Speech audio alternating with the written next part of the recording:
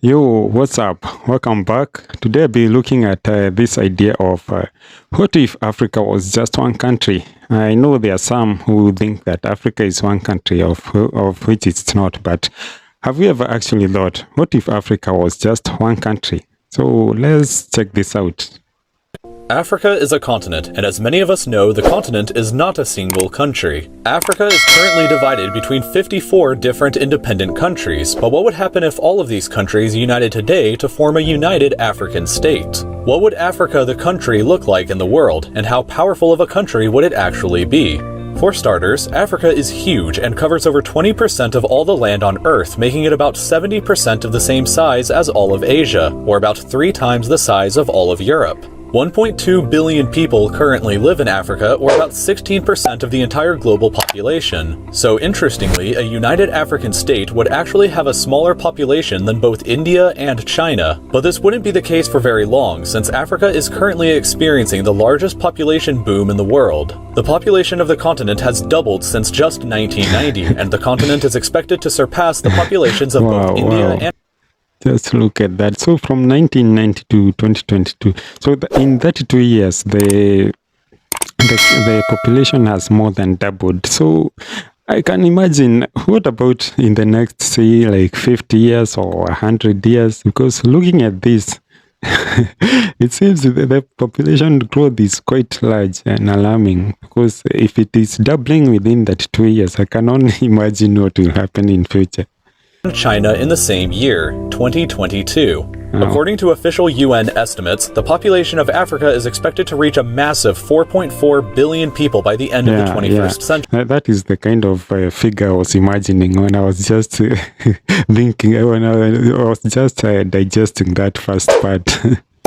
And comprise 39% of the global population. This enormous demographic shift in the future will ensure that a united African state has a dominant position in the world, but it comes with several challenges. The population of Africa currently is the youngest in the world, with a median age of just 19.7 years old compared to the global average of 30.4 years old. Literacy rates are also low, with only 64% of the population being considered literate, but this varies between regions. In Libya, for example, the literacy rate is very high at 94.2%, while in South Sudan it is very low at only 27%. Yeah, and I would think that this would be another major problem. This variation in demographics and statistics, as you can see, like these two countries are just one country apart, but you can see the kind of difference they have. So you can now imagine going around all the countries, the kind of variation would be so high. So I think it would pose a major headache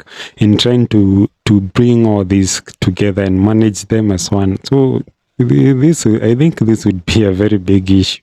HIV infection rates in the continent would also pose a severe challenge to the United Africa, as 11% of the population in sub-Saharan Africa is currently... And you see, like HIV/AIDS is, I think it's something that even in Africa or even outside Africa, it's something that most people have forgotten about. And as you can see, 11% is quite a high number considering the total population of that region. So, and not only HIV/AIDS, I think even other diseases that people just, people in somewhere else in the world have forgotten about. They are a major problem. And not that, I think just the whole health sector would be plagued by all manner of issues.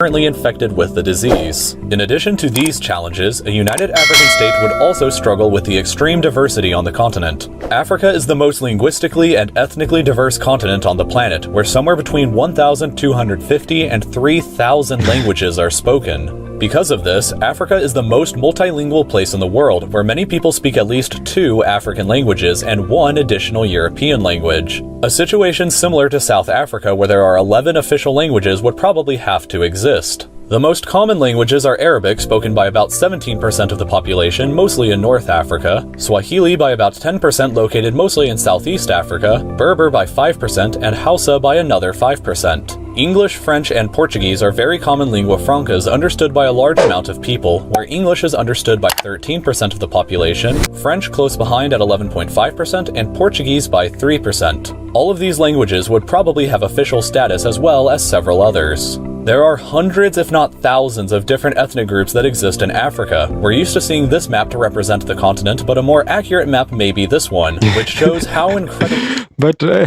speaking of languages, just look at this map. I think to solve this, it would be better to just use the European languages, because just take a look at this map. This would not work. So I think maybe using English or French or both, like they do in Canada, just to get rid of all this confusion, because I think they would have to come up with a syllabus that just uses that one language, so that as we move on with that syllabus, in a matter of time, just one language becomes a homogeneous, or two languages or something like that.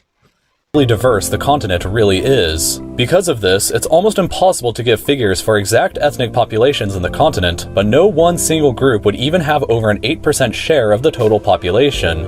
In terms of religions, here is a religious map of the continent. Christians and Muslims would be... I've never actually seen this put on a map, which is quite interesting.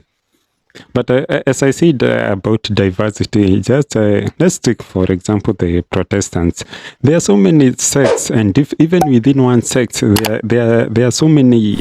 They are so divided. It's not as to be shown here, like in blue. It's not the same. So I think. But it's quite interesting. These graphics are actually helping to understand some of these things. Almost perfectly divided, with each faith claiming about 47% of the continent's population. Traditional African religions would represent about 10% of the population, and this adds to more than 100% because several people hold mixed beliefs. About a final 2% of the population would be atheist or non-religious. Next, we have a map of where the 10 largest cities on the continent are located. The biggest city, Lagos in Nigeria, has a greater population than all of Romania combined. But despite this, it probably wouldn't be the capital city. I predict that the capital city would probably be located here in Ethiopia at Addis Ababa. This is because an organization called the African Union already exists, similar in some ways to the European Union in Europe. The African Union's headquarters are already located in Addis Ababa, and the United Nations Economic Commission for Africa is also headquartered here. Addis Ababa is often already called the political capital of Africa, so it would make sense to... But again, as I'm saying about diversity and variation, all this difference... for example, for someone in West Africa, I don't think they know anything, or they have something in common with not even Addis Ababa, even the whole of Ethiopia or even Eastern Africa. They don't know. They are so different that it would not make any sense, because all these cultural, political, economic, the situation is so different. So, but maybe it could work.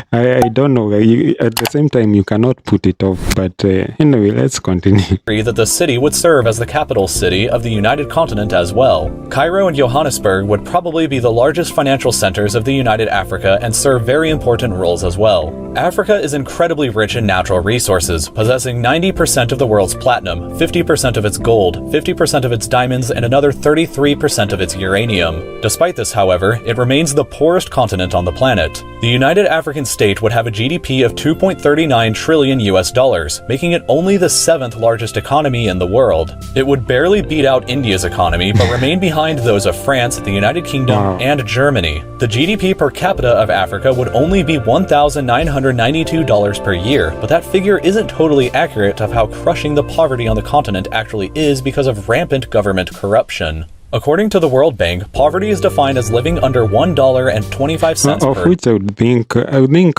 poverty would also be...